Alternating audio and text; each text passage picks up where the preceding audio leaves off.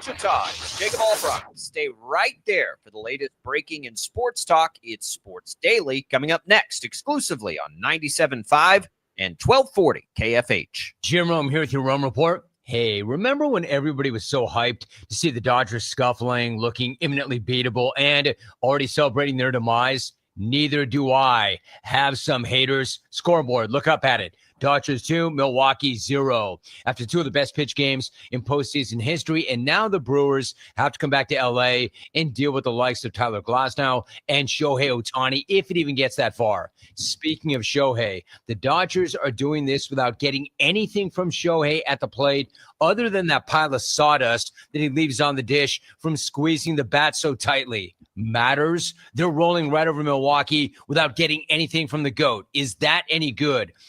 Bad news, haters. The Dodgers are playing their best ball when it matters most, and as long as they don't have to go to those arsonists in the bullpen, this team cannot lose. Time to mark out another parade route. I'm Dodger Jim, and you can follow me on Instagram at Jim Rome. 1 in 4 Americans have a disability. I'm one of them. I'm also a working mom who cares deeply about making sure every child with a disability thrives by getting their access needs met. We've got a trusted ally by our side. Easter Seals provides children and families the foundation for lifelong success through early learning programs, skills training, and prep for college and career. That's my Easter Seals. Make it yours.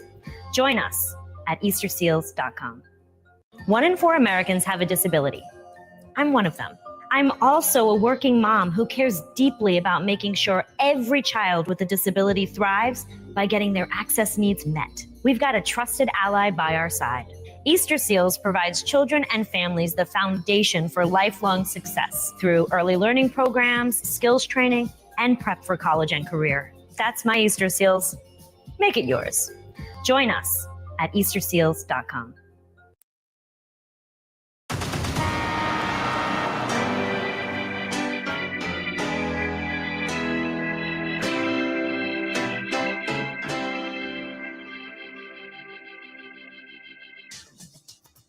Now, from Wichita's most listened to sports radio, 97.5 and 1240 KFH, this is Sports Daily.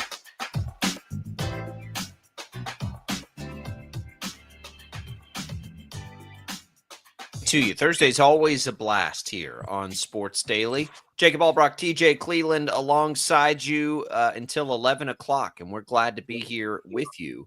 Max Power producing for us. He's got you covered at 869-1240 if you want to call into the show.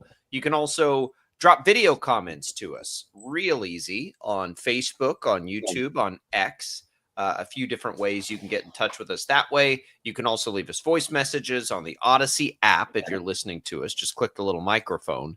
That is super easy as well. It's a Thursday, which means we're talking some bets, college football, NFL. We get you ready for the weekend. It starts with Thursday Night Football. We'll have our betting insider, PJ Glasser, stopping by during the show today, as well as our KState Insider, Tim Fitzgerald. It is the bye week for the Cats before the Sunflower Showdown. So we will talk to Fitz about that a little bit. There's a lot of other stories kind of happening this week with college football, including down in Lubbock, which we'll get into ourselves. And then again with Fitz with some the tortilla gate or pocket knife gate, I guess you could call it. So we'll have that for you. And then, of course, we'll talk some college basketball on the bye week. It's a good time for that. It's all What's on Tap, brought to you by the Wichita Brewing Company, now featuring a hot link sandwich, split, seared, served in a split top bun with chips and a drink for only $9. Perfect for lunch. Hot link sandwich now available. Wichita Brewing Company, pizza and beer made here. TJ, good morning. How are you? Good morning. I'm groggy this morning. Couldn't get any sleep last night, losing sleep about where that pocket knife came from down in Lubbock. We got to get to the bottom of this. I think we need to drive down there ourselves, Jacob. Yeah, there's that story. There's this Josh Simmons story, which is getting more and more, I would guess the word would be troubling if you're a Chiefs fan.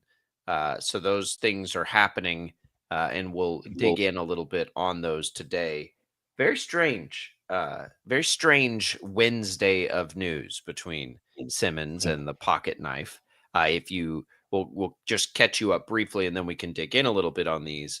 As for the pocket knife yesterday, the Big 12 fines both KU and Texas Tech. Texas Tech for I guess allowing fans to throw things onto the field like Texas Tech has anything to do with it, but whatever.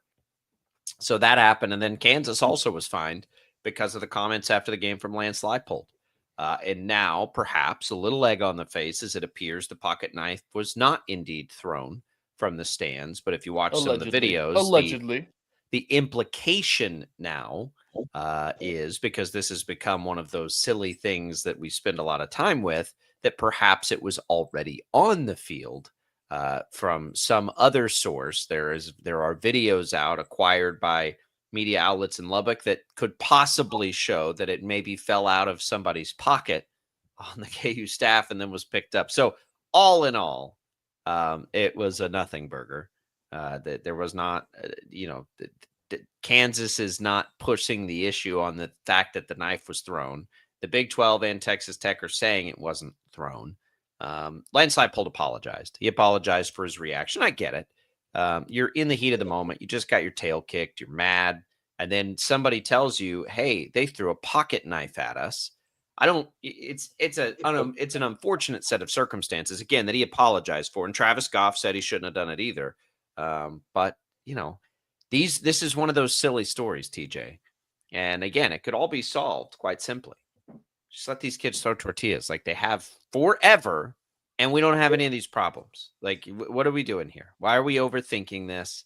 I get the precedent and, if you let them throw tortillas, then what's next? They've been throwing tortillas forever, and it's never been a thing, never been a problem.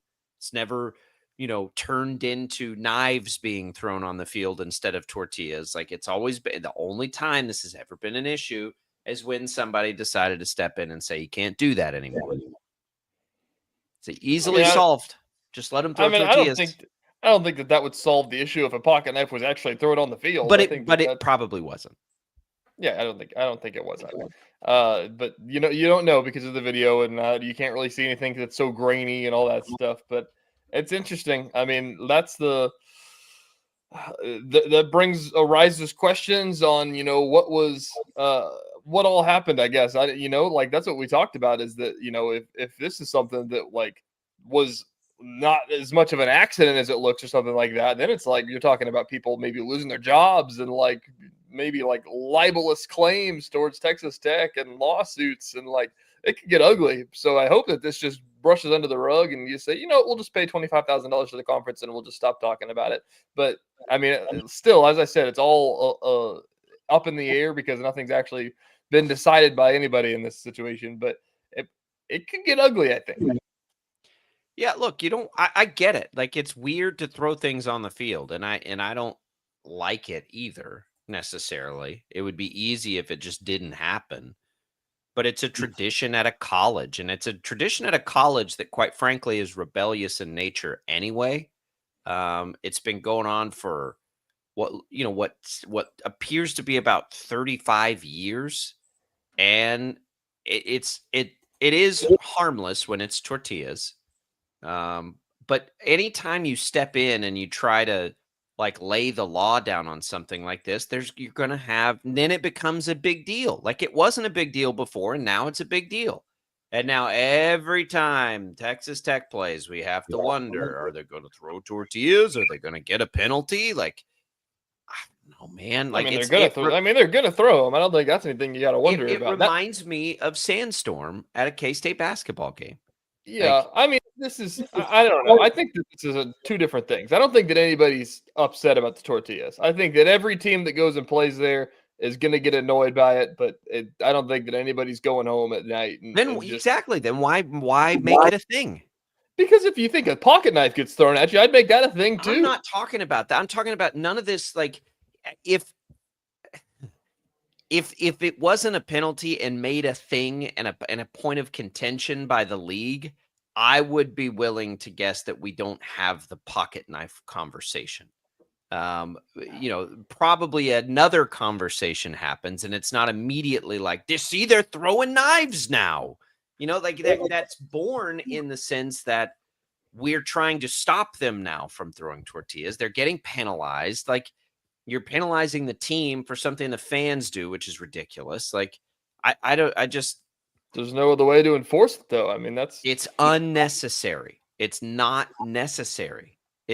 They're drawing more attention to it and making it worse by telling them not to do it. I mean, to be fair here, I'm going to play on KU side here. I'm going to play on Lance Leipold's side because he never saw what happened. But if you see somebody, if somebody comes up to you and says, "Hey, they threw a knife at us," like I would go ballistic as well. Probably, I would too. I don't think it has anything to do with the tortillas. I think I'm not blaming Lance Leipold either. That's not my intent at all. He was given bad information. But I guess I'll say I'm not blaming the tortilla throwers either. I think that if this wasn't brought, let me ask you a question.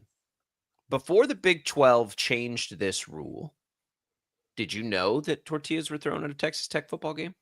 Yes, but sparingly. I only knew like in the last year or two because of like media members talking about getting hit by tortillas. Yeah.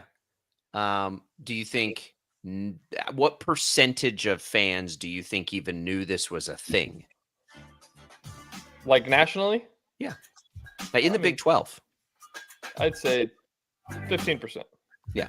Let's hold that in mind for a second. We'll take a quick break. We'll come back.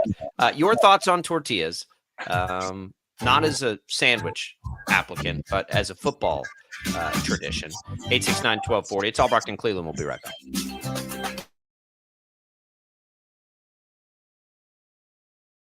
Lightning, hail, tornadoes, flooding. It's the worst of severe weather, and it's coming. Spring brings warmer temperatures, but also dangerous weather conditions. Stay up to date day or night with the Storm Team 12 weather app. You'll get accurate forecasts, so you can plan ahead and stay safe, no matter the weather. Download the Storm Team 12 weather app, brought to you by Stutzman's Greenhouse. The future of television has arrived. Next Gen TV is here with stunning video, movie theater quality sound, enhanced voice clarity, and interactive features, all upgradable for the future. Learn more at watchnextgentv.com.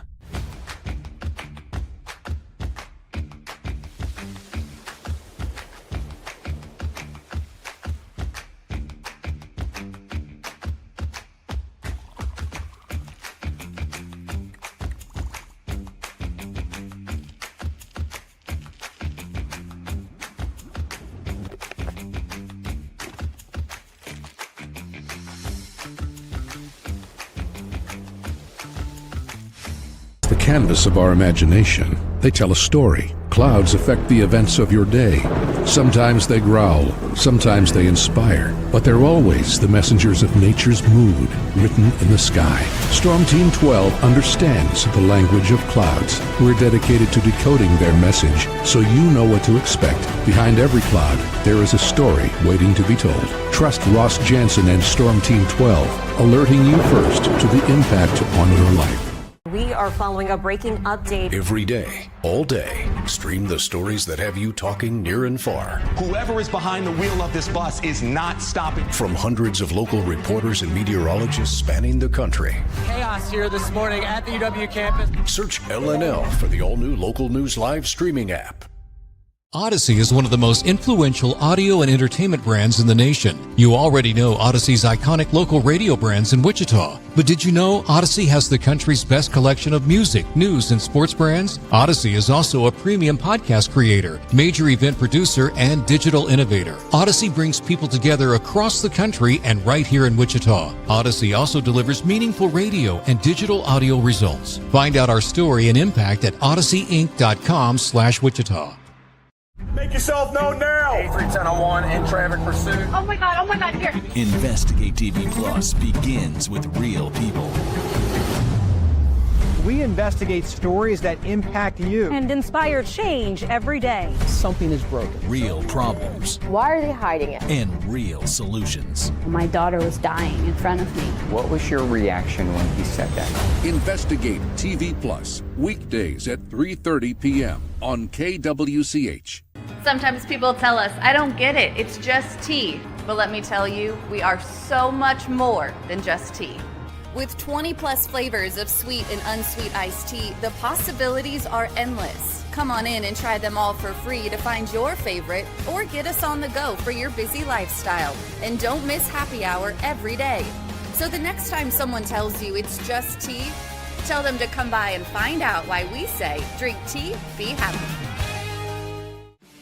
Jim Rome here, lighting up your afternoons on The Jim Rome Show. Catch me starting at 2 on Wichita's #1 sports radio, Kansas fan headquarters, 97.5 and 1240 KFH.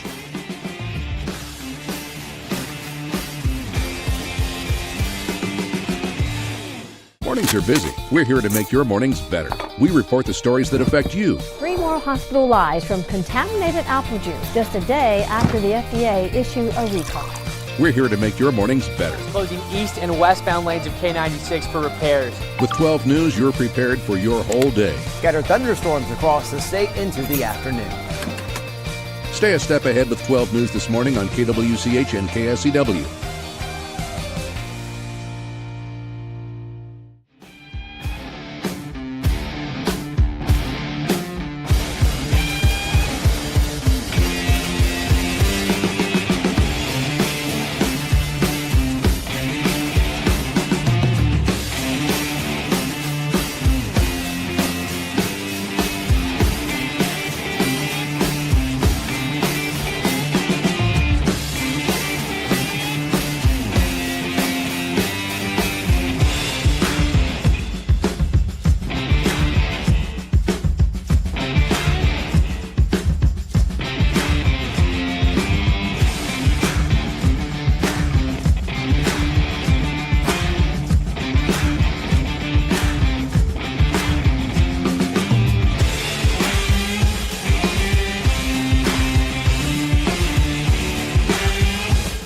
KFH.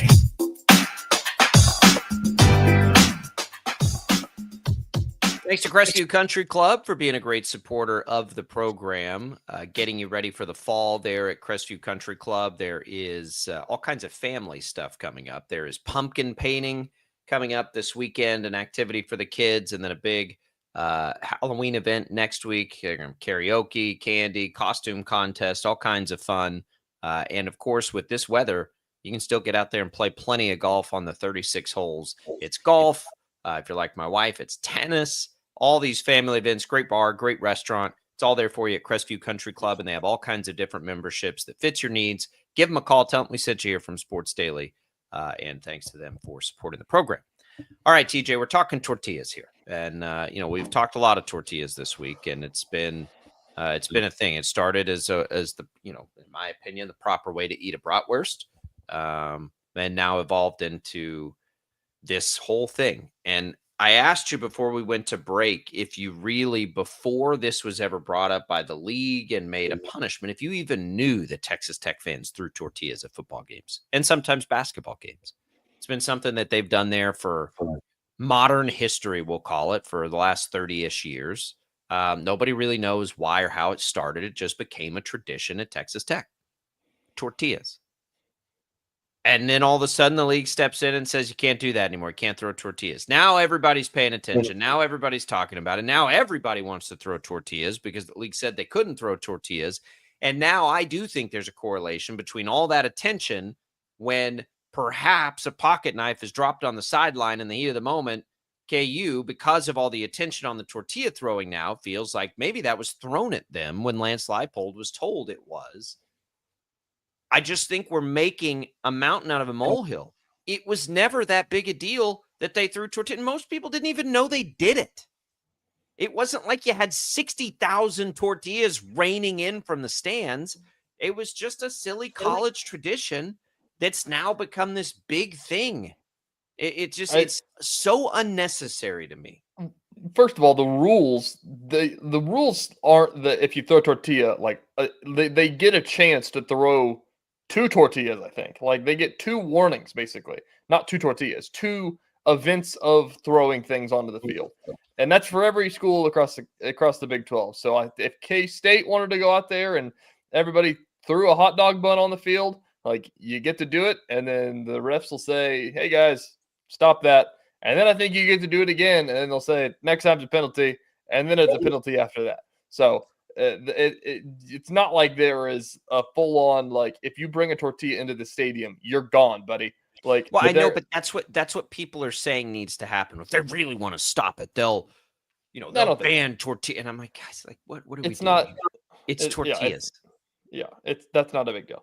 I think that the argument that we're having here is the fact of blaming the tortilla throwers for the pocket knife incident. And I think that if KU was playing at KState, if KU was playing at Iowa State, and somebody had the notion that a pocket knife was thrown at your sideline, I think you'd go ballistic no matter what stadium you're playing in or who the fans are. But would your direct and immediate reaction to seeing a pocket knife on the field be that somebody threw it at you?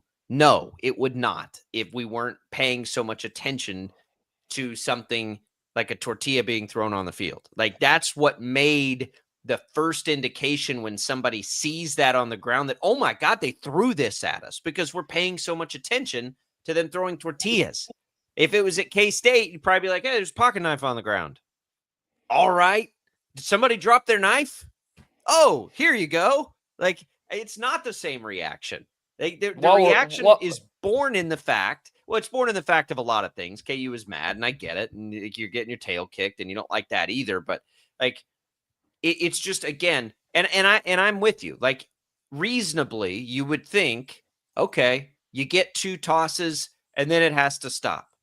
But reason is not involved when we're talking about 60,000 really excited college kids who get to do this thing. Like, that's, again, this is where I think it reminds me of Sandstorm. Reasonably, it's not that big a deal to say, hey, there's kids in the arena. Could we say something similar, or could we just do something else? It's all right, whatever. But you throw reason out the window in these environments. It's a bunch of young, energy-charged people fired up with a little freedom in life for the first time. And that's these college traditions, they're not like they're born and bred into a lot of these kids. They're not going to change it. And so now we're making a thing. We're making a thing that didn't need to be a thing. It's the same argument as the court storming thing of exactly. Whenever people get upset about the court storming, they're like, well, just start arresting kids, and then they'll stop doing it. It's like, oh, you're going to arrest 10,000 people. Like, right. What are you going to do? You can't do anything about it. Like, it sometimes it's not justified. Sometimes that, like, it's a whole thing, but, like, it goes back and forth. I don't know. It's silly. It's silly. It's silly. In the court storming thing, there's a safety issue, and then you have to try to say, okay, well, let the players clear. But then a lot of the time, the home players, they want to be in it too. Like, they want to be in that scrum. Like, they want to get. I was on the sideline. Like, when Jamari Traylor got shoved, that kid probably brushed right next to me. Like, that happened right in front of my face. That was scary for a second. Like, for just a minute, it was like, whoa, whoa, whoa, whoa, whoa, whoa, whoa.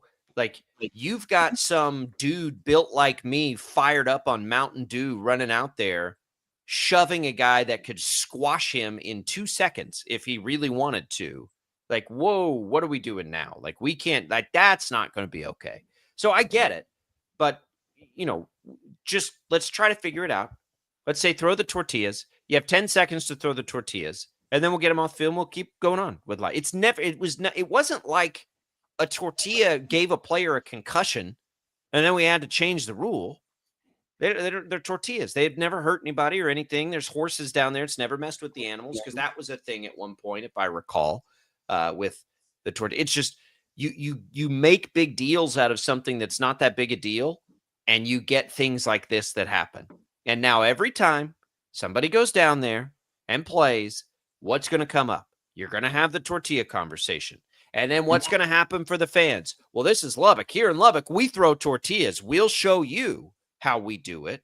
And it's not going to stop. It's only going to get worse. And it's a tradition. Again, to my original point, most people didn't even know it was a tradition. People that have watched the Big 12 their whole lives didn't know this was a thing until the Big 12 said they couldn't do it anymore. Yeah. While we're on the topic here, before we switch gears, if anybody hasn't seen the video, go look it up on social media. I need to post it as well. I have it ready to post. We talked about this yesterday, and we just could not get over it. of if this did come from a staffer's pocket, accidentally or intentionally or something. If it was accidental, like he walked away and then it was literally 10 seconds after it looked like it fell out of his pocket. Like, could you imagine the feel? Like, it's like, where's my knife? What do you say? Do you let that monster breathe? And then you see Lance going out and holding it up, showing it to the ref. Like, do you be like, Lance, no, like, you don't do that. Like, we've already. There's no Pandora's box has been opened. Yeah, that is the ultimate awkward situation for a staffer. Is probably. It might.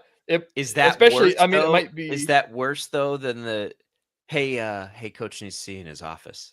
Yesterday, as the video comes out, and Lane's like, so when were you gonna? Oh my gosh, I can't imagine.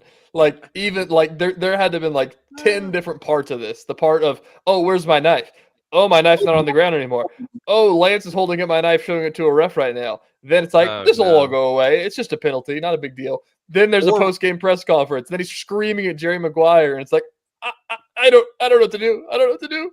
Or is it even worse that you don't even realize you dropped it until, like, maybe you got, and it's Joey Maguire, but Jerry Maguire probably would think this is funny too. Oh, did I say Jerry Maguire? Sorry. Yeah. I can't believe I haven't done that yet. Now I'm going to do it every time. But you get home and you don't, maybe you get caught up in the hype and you're like, man, I can't believe they did that. And then you're like going to bed. And if you're like me, you got a place where you put all your stuff and you're digging around in your pockets and you're like, oh, wait a minute. Uh-oh. Where's my pocket knife? But probably that's not going to happen. It's probably everyone saw it and you're like, oh, that was mine. Yeah, I don't know. What is proper? What is, because Leipold's already hot at that point. That you just got beat bad. Didn't have a good half. Everybody's already mad and angry. Like, is that the point that you step in and be like, oh, hey, that's mine? Because hey, Coach, maybe hey, you're Coach, I know you just went ballistic on Joey Maguire. That was my knife. Sorry. Did you go interrupt that interaction? Like, no, Coach, that was actually mine. It was just unfortunate timing for everybody. I don't think there's a good way if that's indeed what happened. And as TJ mentioned, you can go watch the video, make the conclusions for yourself. But the Big 12 appears to agree with it. Texas Tech appears to agree with it. And Kansas is not fighting back on that. But the video is out there if you'd like to go watch it. It appears, if you don't want to go watch it, that perhaps as a staffer was walking, they pulled something out of their pocket, right? Not that, but something else. And then right next to him, a player walks by and sees it on the ground, picks it up, hands it to another staffer, who then takes it to coach and says, hey, look at this. So, sitcom stuff. This feels like an episode of Seinfeld. Best joke out yesterday. I was talking to producer Brady, and he said, man, just imagine that coach going home that night back to the hotel and saying, well, that game sucked. Let me go make myself a sandwich. Pull out my pocket knife to cut open my salami.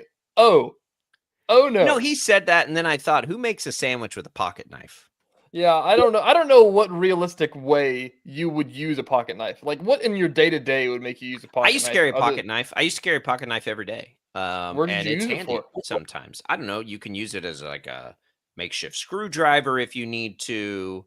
A box cutter most of the time in today's society. You're cutting boxes with it because everything is delivered now.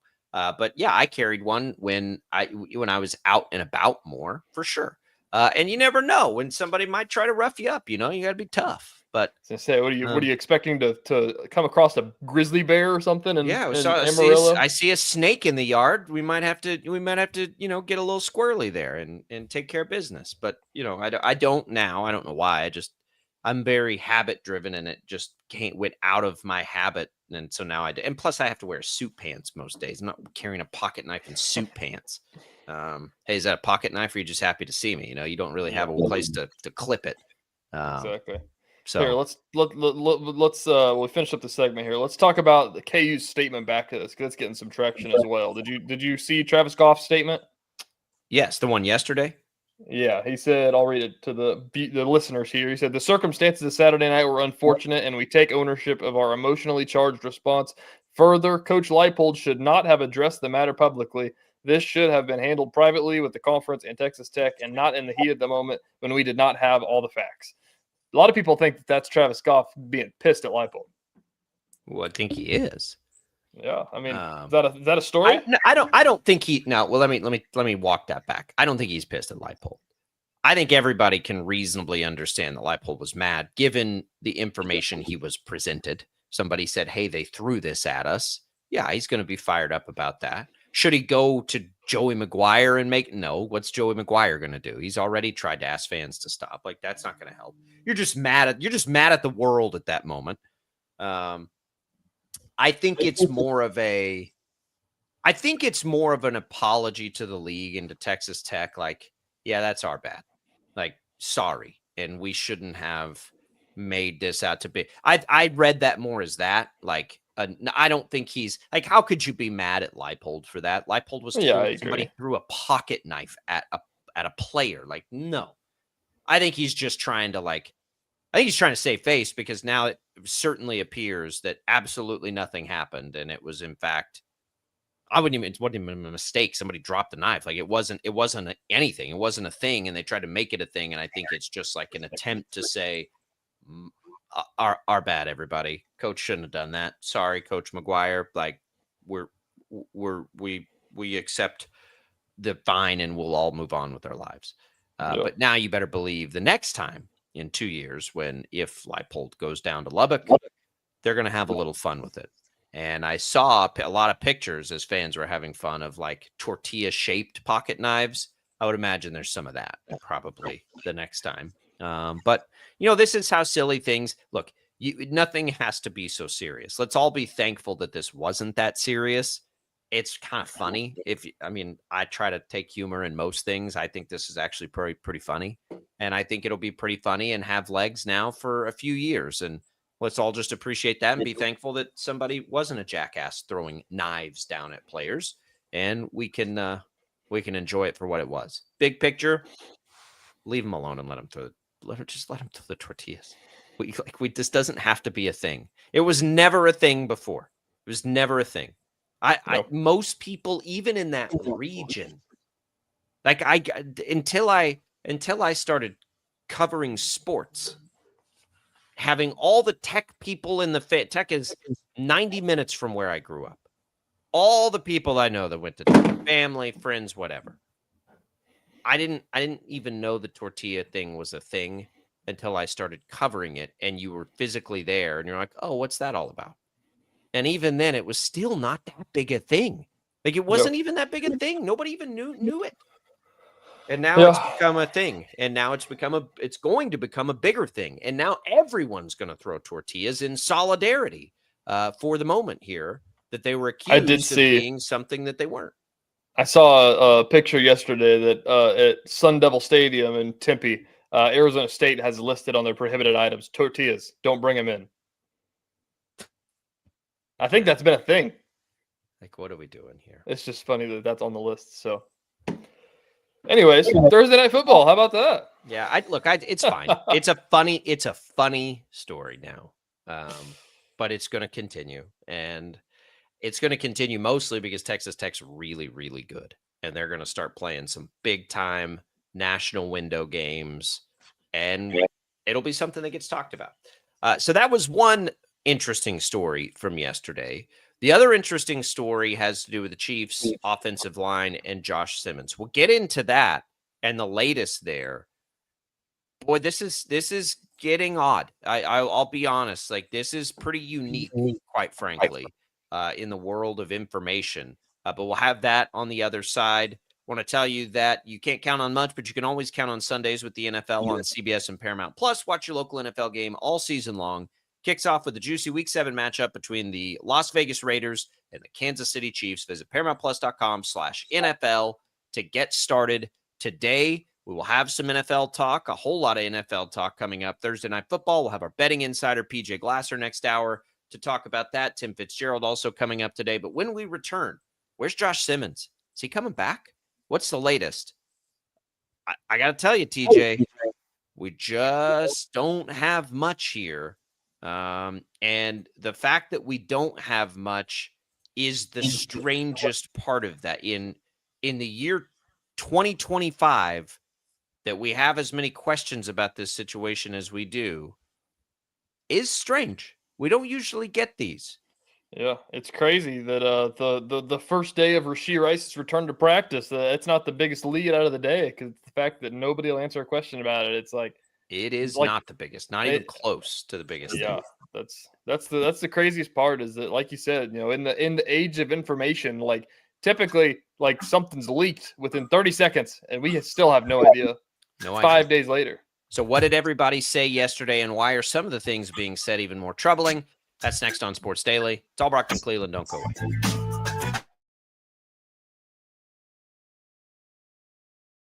Lightning, hail, tornadoes, flooding. It's the worst of severe weather, and it's coming. Spring brings warmer temperatures, but also dangerous weather conditions. Stay up to date day or night with the Storm Team 12 weather app. You'll get accurate forecasts, so you can plan ahead and stay safe, no matter the weather. Download the Storm Team 12 weather app, brought to you by Stutzman's Greenhouse. The future of television has arrived. Next Gen TV is here with stunning video, movie theater quality sound, enhanced voice clarity, and interactive features, all upgradable for the future. Learn more at watchnextgentv.com.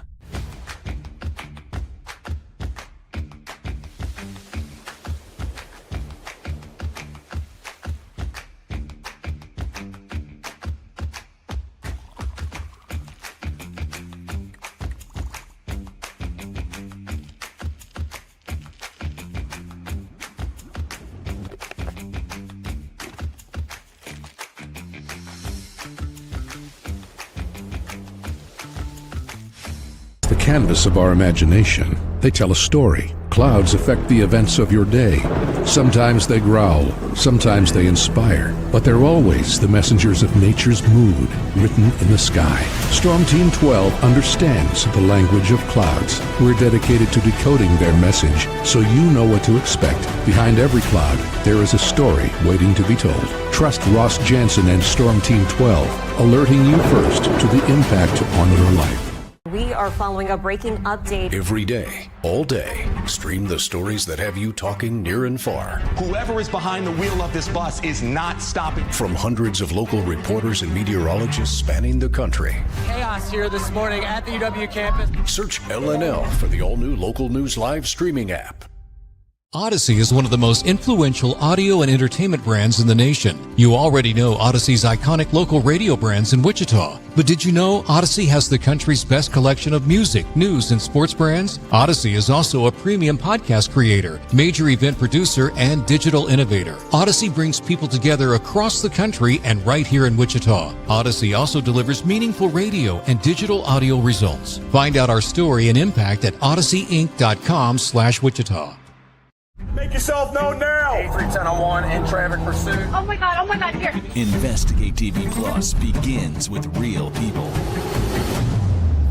We investigate stories that impact you. And inspire change every day. Something is broken. Real problems. Why are they hiding it? And real solutions. My daughter was dying in front of me. What was your reaction when he said that? Investigate TV Plus, weekdays at 3:30 p.m. on KWCH. Sometimes people tell us, I don't get it, it's just tea. But let me tell you, we are so much more than just tea.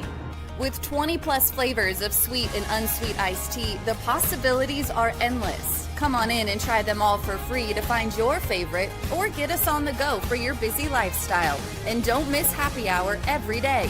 So the next time someone tells you it's just tea, tell them to come by and find out why we say, drink tea, be happy. Jim Rome here, lighting up your afternoons on The Jim Rome Show. Catch me starting at 2 on Wichita's #1 sports radio, Kansas Fan Headquarters, 97.5 and 1240 KFH.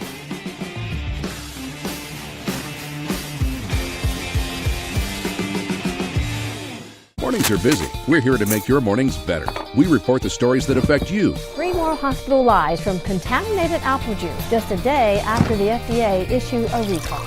We're here to make your mornings better. Closing east and westbound lanes of K96 for repairs. With 12 News, you're prepared for your whole day. Scattered thunderstorms across the state into the afternoon. Stay a step ahead with 12 News this morning on KWCH and KSCW.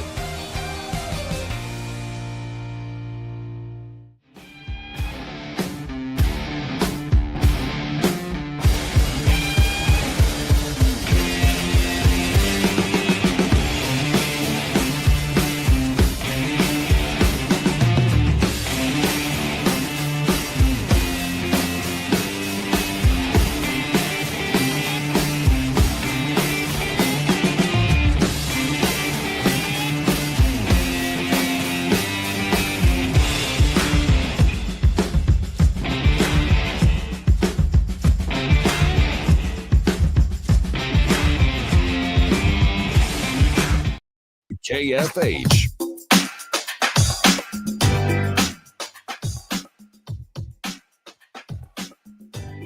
All right, welcome back. NFL Thursday Night Football tonight on KFH. Pittsburgh Steelers and Cincinnati facing the Bengals. Tune in to 97.5 and 1240 KFH tonight, 6:30 for Thursday Night Football. Listen online at kfhradio.com or download the free Odyssey app and search for KFH. Welcome back, everybody. Thanks to Prairie Fire Coffee for keeping us fueled up this morning here on Sports Daily. Rick says, so any university can just start throwing something on the field and call it a tradition. It's just stupid. I mean, I think you could say a tradition at any college is stupid. Why does Alabama go throw toilet paper on trees after a win? I mean, there's traditions all over the place, and it's been around for 30 years. It's not like one day, a couple of weeks ago, some fans like, oh, we should just throw tortillas on the field. Like it's something that's been around forever. It is what it is. It's not hurting anything. If it's not hurting anything, then just leave it alone. There's no need to mess with it. And they messed with it, and now it's become a big deal. That's the way it's going to be. It's going to be an even bigger deal each and every week. All right, TJ, Josh Simmons. So yesterday was the first day that we had at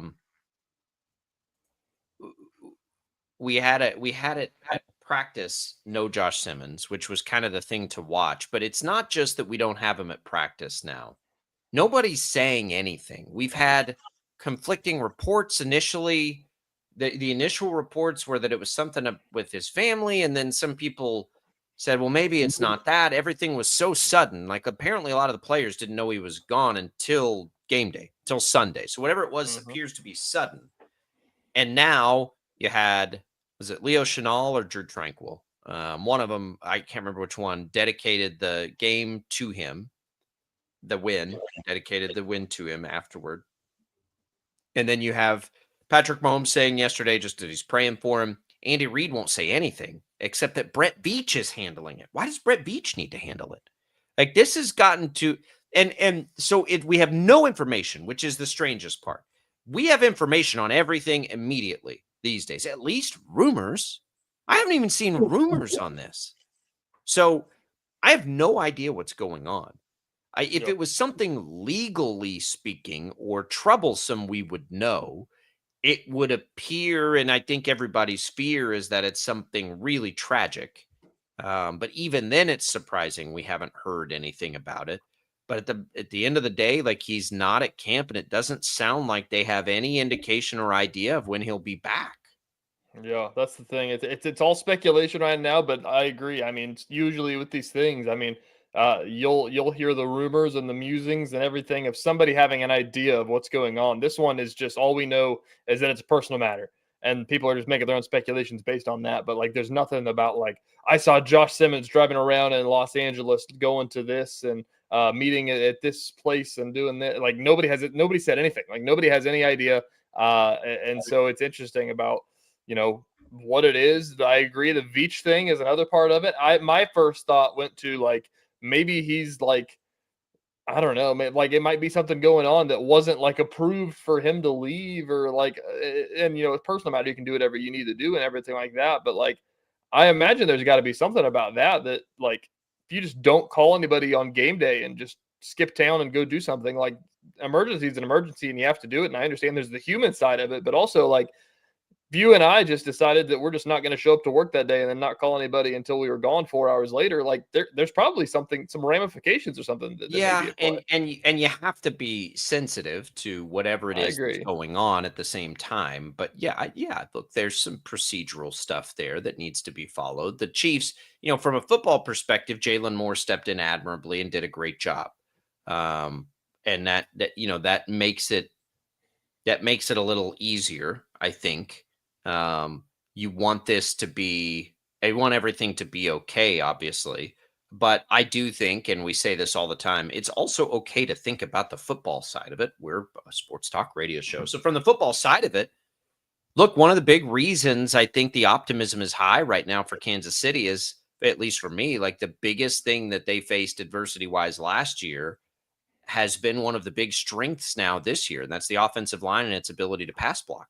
So if he's gone, if he steps away, what does that mean? What does that change? If it was the one game thing, which is kind of what I assumed happened, is like, oh man, something bad happened. He'll be back and ready to roll. But if it's not that,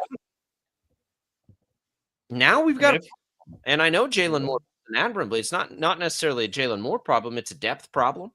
It's what happens if they need a third tackle problem. It's a PTSD from how bad the line was last year. Yeah. One particular. It's like you said, like it's a scary situation. It's sensitive because like for somebody to be gone for, 5 days, like it's more than just like Chris Jones was gone for like 12 hours to go home for a funeral and made it back for a game. And like, if it's something like that's been 5 days, like it's something probably a big deal, and that's not good. I don't know. That's the thing that just raises the most speculation about like when will he be back? Like how big of a deal is it that like is he going to need to be gone for a month? Like nobody knows. Like that's the part that makes everybody talk about this. And obviously, it's fortunate that the football side of it that they've got Jalen Moore who's able to step up and do that kind of thing. So that's just the biggest question. I don't think that I think that people right now are more just worried about like what is it like. I don't think that people are like 100%. It's not like it's if I don't want to do that.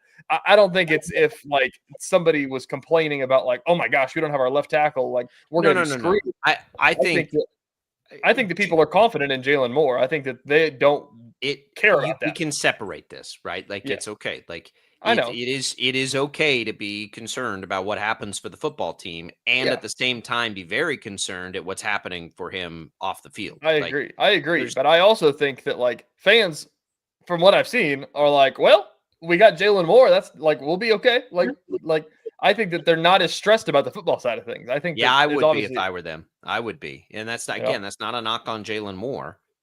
It's a knock on what if somebody gets hurt? Like, well, then what do they do, right? That's but that depth was a strength. It was going to be a strength, and it still might be. Like, we're having to look too much into this because, of course, Andy Reid's not going to give us anything. If Andy Reid hadn't said Brett Veach is handling it, I'd probably not be too concerned about it. And I haven't honestly. I was surprised I didn't see a lot of this. The Chris Jones thing you mentioned, because Chris Jones did make it like apples to apples. We don't even know what happened. Right? Like it may not be the same kind of situation, maybe something far worse. And I don't know, we can't if it is something with his family, which was some of the initial reporting, like, I mean, I'm not going to have an opinion on what he should be doing. Like I like to each his own, and each situation's different. Like that's not a thing. What I'm saying more than anything is what's so stunning is we don't know. We have no indication of even like, not only what's happening, not that it's any of our business, but is he going to be back? Like start there. Like, is he going to be back at all? That's the thing that everybody's saying on this. And I agree. There's no animosity at all towards Josh Simmons. Like do what you need to do. I think it's just the fact of everybody like, when is he going to be back? Like that's just the question that everybody wants to know is like, and not even like a solid date either. Right. Like, starts like with, is he going to be back? That's the thing about the NFL as well, is that it is like pretty strictly laid out on injuries. It's like we expect a return in week 7. And that's what fans hang their hat on, is knowing when everything is going to happen and everything like that. And it, like you said, it's such an information driven league that something like this, like I don't even remember a situation that's been like this. Like obviously the Chris Jones. I don't either. That it means everybody close to him is not saying anything about it. It means his teammates are all not saying anything about it. It means a generation of people who want nothing more than to go online, put something out there to see how many times other people will re-say it and share it. Nobody has been the one that has the desire for that sort. I think, and that is unusual for today's world.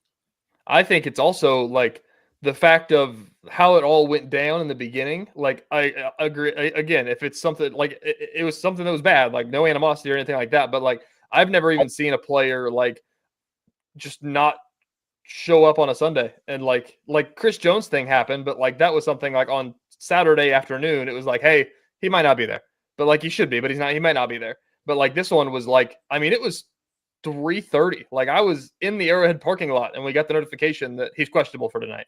And it's like, what? Yeah, look, I think things can happen suddenly, and everybody has different responsibilities. Like, I could imagine if I was, if it was a family emergency, and fortunately for me, I was the youngest of 5 boys, so nobody ever looked to me for like decision making or anything like that. But like, if you're maybe the oldest child, or you're the next in line to take care of things if something happened, God forbid, like there are plenty of reasons why he would remain away. Plenty of good reasons. I agree with that. It's just strange that we don't have any idea. Yes. Again, it's none of our business what it is. And I don't care about that. It's just the strange part is we have no indication of what's next. And that is the part of it that you're just like, that's a little unusual. Like no indication on anything. Like maybe is he going to play this weekend? Is he going to be back next week, perhaps after the bye coming up soon? And all we get is Brett Veach is handling it. And look, here's what I would guess the reason for that comment is that it may be a little bit of an extended amount of time, and there may be a way for Brett Veach to make a roster move, like a non-injury exclusion that allows them to add a player while whatever this is gets sorted out. That's my guess, as a total 100% guess. But I get it where people are like, is there some big picture, like long-term move? I think that's probably why Brett Veach would be involved, is that it would appear it's going to be a little bit of time, and they may need a corresponding roster move. We'll see on that. That's my guess. Again, total guess. Hopefully it's nothing more than that. And if that's the case, that at least gives us some indication. That would be more information. Like, okay, this is going to be a little bit. Okay, we can all, we can sit here. We don't sit here every day. I can't tell you how many people yesterday, at least 4, and it may have been more. What's going on with Josh Simmons? I'm like, man, I don't know. Like, we all have the same access to social media. Everybody, like, I have no idea. Like, there is nothing coming out right now from the reporters, from rumors, like nothing. It's strange. I don't remember one like that. But we'll see. They don't have him. I mean, I can't imagine they're going to have him this weekend, and it'll be Jalen Moore time again. And Jalen Moore will have his hands full with Raiders pass rush. I'll throw this hypothetical at you. What if it's something to where he was gone yesterday, he's gone today, shows back up Friday? Is he going to play on Sunday? I mean, if he's ready, if he wants to, yeah, sure. I don't know. I mean, how much of a practice plan goes in? I mean, I don't think is it any different? That's a good question for a left tackle. I would think probably a little bit less. Yeah. Fewer. I mean, think the assignment. I don't think that's much of a debate question on if he's ready or anything like that. I think it's more so like a procedural question for Andy Reid about like, I mean, what, like, if you miss practice all week, are you able to play on a Sunday if you're a left tackle? Like, I don't know what goes into that. That's most of the time, if players practice on Friday, they're fine. If they don't, it becomes a huge question. It's not all that difference from Xavier Worthy, not, trying to rest his ankle all week. We've got comments on that. We've got more comments on Tortilla Gate. We'll get to those coming up the top of the next hour. We also have our guests loaded in the next hour of the show here. PJ Glasser, Tim Fitzgerald joining us in the next hour. It's going to be fun. Thursdays always are. It's Albrecht and Cleveland. Don't go away.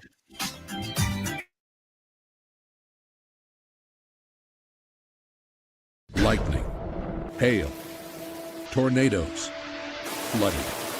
It's the worst of severe weather, and it's coming. Spring brings warmer temperatures, but also dangerous weather conditions. Stay up to date day or night with the Storm Team 12 weather app. You'll get accurate forecasts, so you can plan ahead and stay safe, no matter the weather.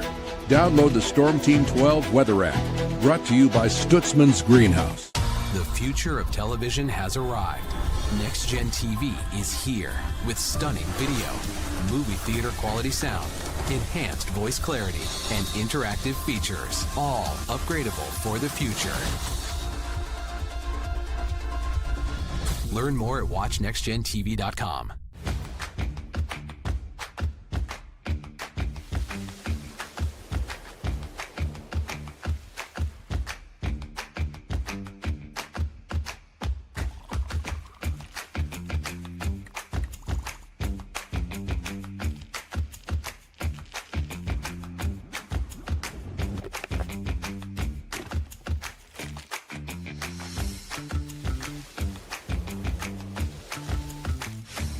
Canvas of our imagination. They tell a story. Clouds affect the events of your day. Sometimes they growl, sometimes they inspire, but they're always the messengers of nature's mood written in the sky. Storm Team 12 understands the language of clouds. We're dedicated to decoding their message so you know what to expect. Behind every cloud, there is a story waiting to be told. Trust Ross Jansen and Storm Team 12, alerting you first to the impact on your life. We are following a breaking update. Every day, all day, stream the stories that have you talking near and far. Whoever is behind the wheel of this bus is not stopping. From hundreds of local reporters and meteorologists spanning the country. Chaos here this morning at the UW campus. Search LNL for the all-new Local News Live streaming app. Odyssey is one of the most influential audio and entertainment brands in the nation. You already know Odyssey's iconic local radio brands in Wichita. But did you know Odyssey has the country's best collection of music, news, and sports brands? Odyssey is also a premium podcast creator, major event producer, and digital innovator. Odyssey brings people together across the country and right here in Wichita. Odyssey also delivers meaningful radio and digital audio results. Find out our story and impact at odysseyinc.com/Wichita. Make yourself known now. 83101 in traffic pursuit. Oh my God, here. Investigate TV Plus begins with real people. We investigate stories that impact you. And inspire change every day. Something is broken. Real problems. Why are they hiding it? And real solutions. My daughter was dying in front of me. What was your reaction when he said that? Investigate TV Plus, weekdays at 3:30 p.m. on KWCH. Sometimes people tell us, I don't get it, it's just tea. But let me tell you, we are so much more than just tea. With 20 plus flavors of sweet and unsweet iced tea, the possibilities are endless. Come on in and try them all for free to find your favorite or get us on the go for your busy lifestyle. And don't miss happy hour every day. So the next time someone tells you it's just tea, tell them to come by and find out why we say drink tea, be happy. Jim Rome here, lighting up your afternoons on The Jim Rome Show. Catch me starting at 2 on Wichita's #1 sports radio, Kansas Fan Headquarters, 97.5 and 1240 KFH.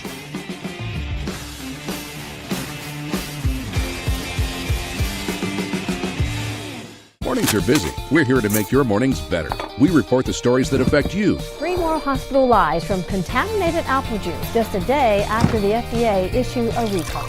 We're here to make your mornings better. Closing east and westbound lanes of K96 for repairs. With 12 News, you're prepared for your whole day. Scattered thunderstorms across the state into the afternoon.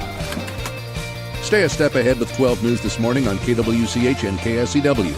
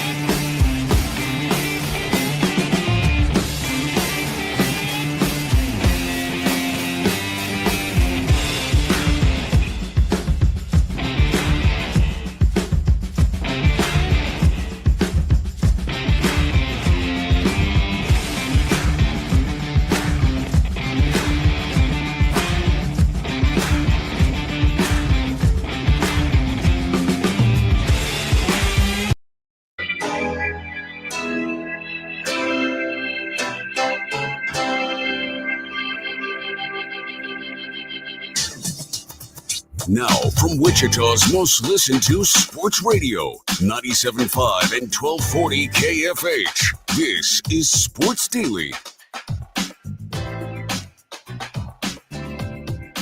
All right.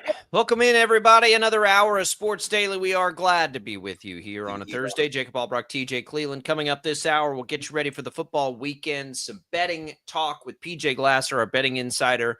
We'll have Tim Fitzgerald come by. One of his take on Tortilla Gate down in Lubbock, as well as getting you ready for the Sunflower Showdown a little bit, and then maybe a brief preview on K-State hoops as well. Some commentary on some things we talked about in the last hour. You can always go back and listen to those, by the way, on the Odyssey app. We talked about the knife or non-knife incident involved in the tortilla throwing of whatever in Lubbock. Chris, great listener on X, says, of course, Tech should get fined. No one else gets to throw stuff on the field at any level. If this was at a basketball game and it was Wichita State, you'd be up in arms about it. Up in arms. I don't get up in arms about much. I don't think that I would, as long as it's harmless and nobody gets hurt. It's tortillas. It's a football field. And again, it's something that's been happening for 30 years that most of us probably had no idea has been happening until the Big 12 came in and said it couldn't happen anymore. And I understand why they're trying to set a precedent. I do. But I'm just pointing out the fact that it's only going to make it worse, because we see it time and time again. It's only going to make it worse. And no, I wouldn't be like, I hope that I don't give off the vibe that I'm going to overreact to things like tortillas on the field. Like, I could care less. Nobody's getting hurt. Like, do what you want. Like, it doesn't bother me a lick. I think that's coming from the wrinkles on your forehead that everybody just makes you think that you're a get off my lawn kind of guy. There's not wrinkles on my maybe if I furrow my brow. Oh man, don't get me started on getting old. I almost just Botox.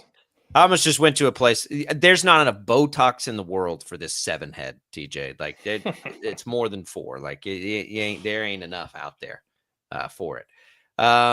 So we have that from Chris. Appreciate the comment, Chris. No, I don't think I would, as long as nobody's getting hurt. And I don't think in this anybody's To be fair, I do think if we were covering a Wichita State game and randomly, out of nowhere, tortillas started flying on the court. Yeah, randomly, yes, that would be a little jarring. Like, what are we doing here? And it's so strange, too, because I understand, like, where everybody's coming from. Like, I'm not endorsing throwing things onto the field or a stadium. I'm simply pointing out that this has gone on forever, hasn't hurt anything. And trying to come in and like put a stop to it is only exacerbating things. And it's leading to things like the assumptions that pocket knives are being thrown and all of these things. And like most people didn't even know tortillas were thrown at a Texas Tech game. And to your point, and it's a good one, you get 2 warnings, like throw them the 2 times and then be done with it. But it's not going to happen. Like, it's not going to happen. So I guess they'll just continue to take their penalties. I don't know. I mean, Joey McGuire and their best player have made videos asking fans not to do it. Nothing's going to stop them. Just like nothing is really going to stop K-State from singing Sandstorm the way that they like to sing it. And you just kind of have to, you're just going to have to deal with it a little bit. On the Josh Simmons thing, Rick, again, chiming in via YouTube, says he's seen some stuff saying he doesn't love the game and may be walking away. Look, I think we've all seen some stuff, but we haven't seen any stuff that is of substance. So I would take absolutely nothing from that kind of thing. He's a guy that's never, I don't think, has ever missed a football game other than when he got hurt the last year at Ohio State. So I don't think there's any history of that sort of thing. I've never heard him certainly say anything like that.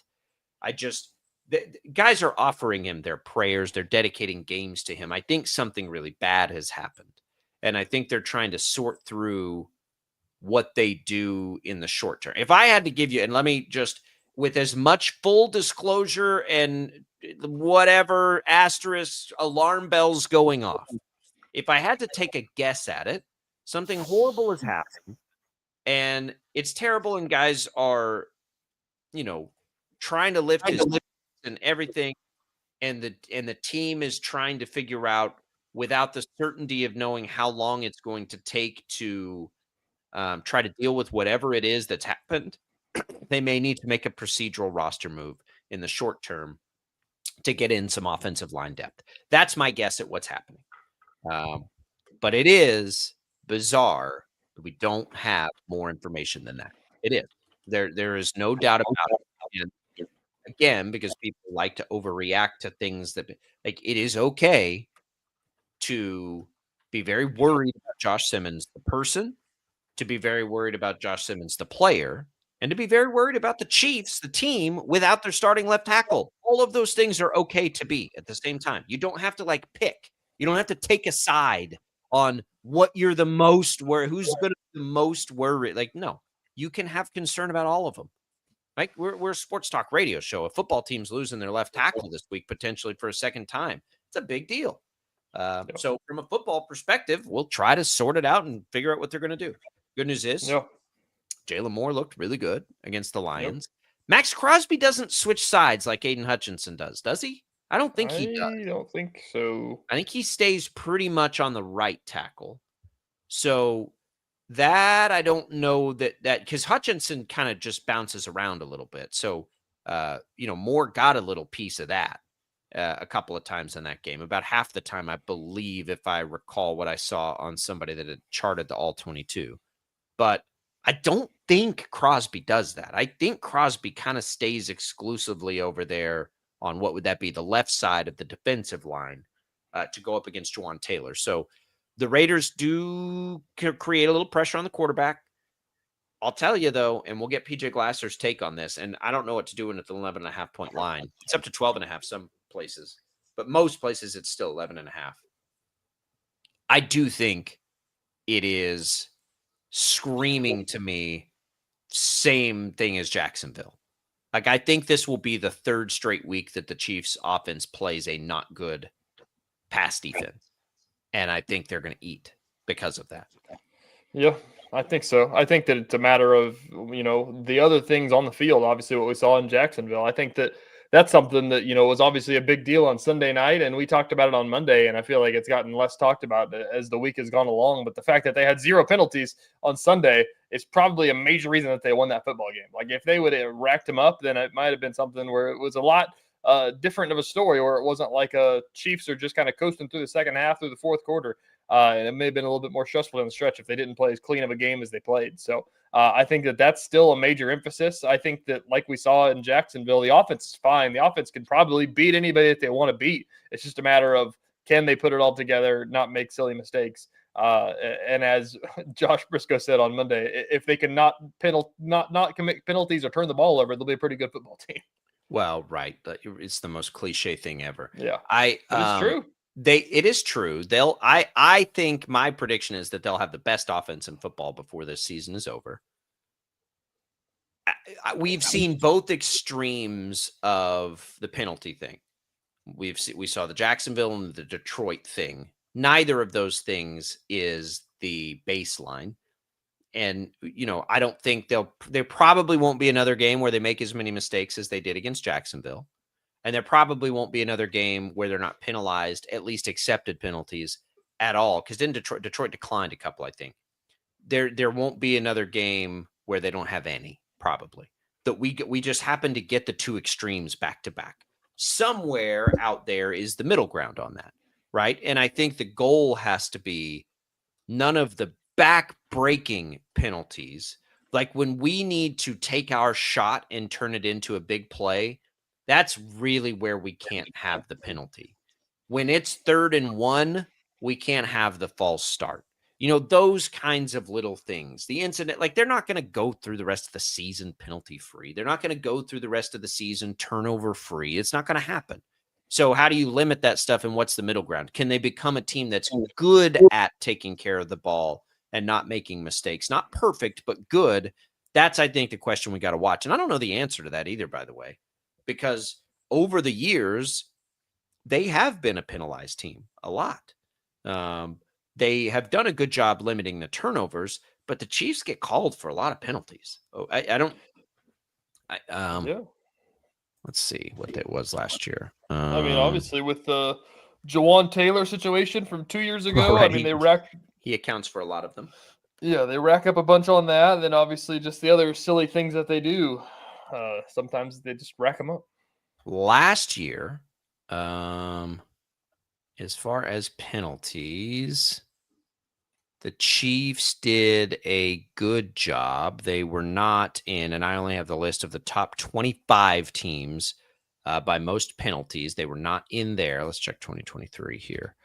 There was a year recently where they were pretty bad. This isn't giving me a good list. I'll have to look that up a different way. But it's not something that they're not immune to it, right? They're not. They'll have mistakes. They'll have penalties. They'll do that thing, and it is what it is.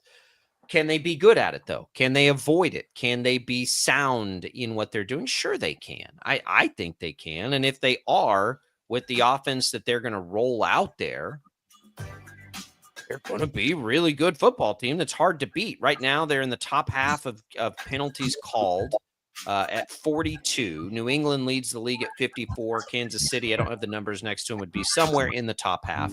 And I'll go back and look at this a little bit, and we'll give you that. But PJ Glasser's joining us next. We got more Sports Daily coming your way next. Don't go away.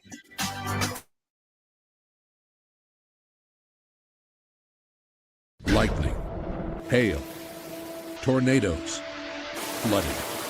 It's the worst of severe weather, and it's coming. Spring brings warmer temperatures, but also dangerous weather conditions. Stay up to date day or night with the Storm Team 12 weather app. You'll get accurate forecasts so you can plan ahead and stay safe, no matter the weather. Download the Storm Team 12 weather app, brought to you by Stutzman's Greenhouse. The future of television has arrived. Next Gen TV is here with stunning video, movie theater quality sound, enhanced voice clarity, and interactive features, all upgradable for the future. Learn more at watchnextgentv.com.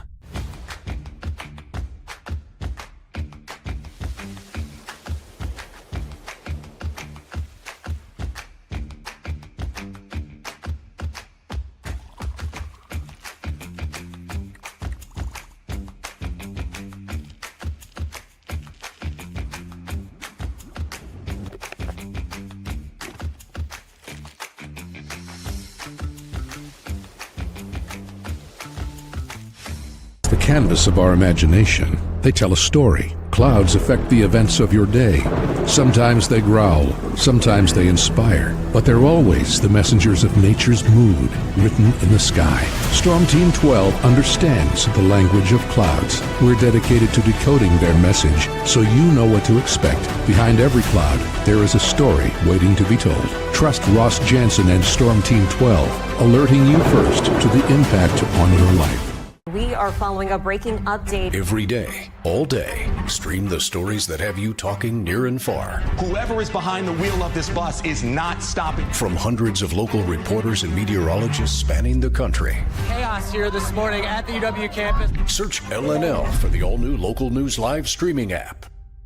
Odyssey is one of the most influential audio and entertainment brands in the nation. You already know Odyssey's iconic local radio brands in Wichita. But did you know Odyssey has the country's best collection of music, news, and sports brands? Odyssey is also a premium podcast creator, major event producer, and digital innovator. Odyssey brings people together across the country and right here in Wichita. Odyssey also delivers meaningful radio and digital audio results. Find out our story and impact at odysseyinc.com/Wichita. Make yourself known now. 83101 in traffic pursuit. Oh my God, here. Investigate TV Plus begins with real people. We investigate stories that impact you. And inspire change every day. Something is broken. Real problems. Why are they hiding it? And real solutions. My daughter was dying in front of me. What was your reaction when he said that? Investigate TV Plus, weekdays at 3:30 p.m. on KWCH. Sometimes people tell us, I don't get it, it's just tea. But let me tell you, we are so much more than just tea. With 20 plus flavors of sweet and unsweet iced tea, the possibilities are endless. Come on in and try them all for free to find your favorite or get us on the go for your busy lifestyle. And don't miss happy hour every day. So the next time someone tells you it's just tea, tell them to come by and find out why we say drink tea, be happy. Jim Rome here, lighting up your afternoons on The Jim Rome Show. Catch me starting at 2 on Wichita's #1 sports radio, Kansas Fan Headquarters, 97.5 and 1240 KFH.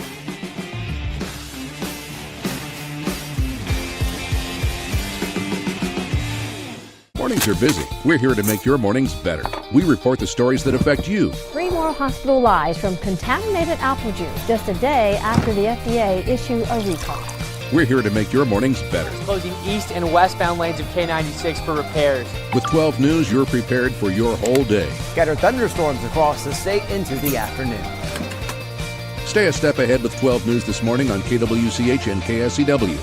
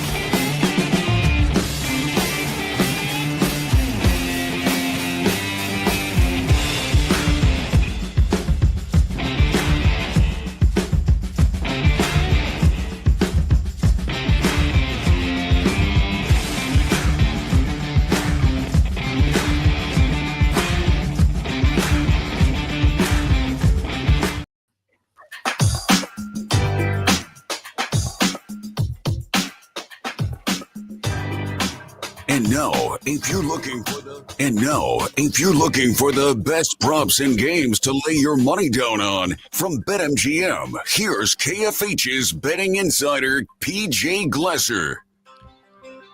And it is PJ Glasser with us now on Sports Daily. Jacob Albrock, TJ Cleveland with you as we get you ready for a football weekend, Thursday night football tonight in the NFL, a college football weekend that does not feature KU or K-State, but plenty of bets to be made. PJ, how are you this morning? I'm doing good. How you guys doing?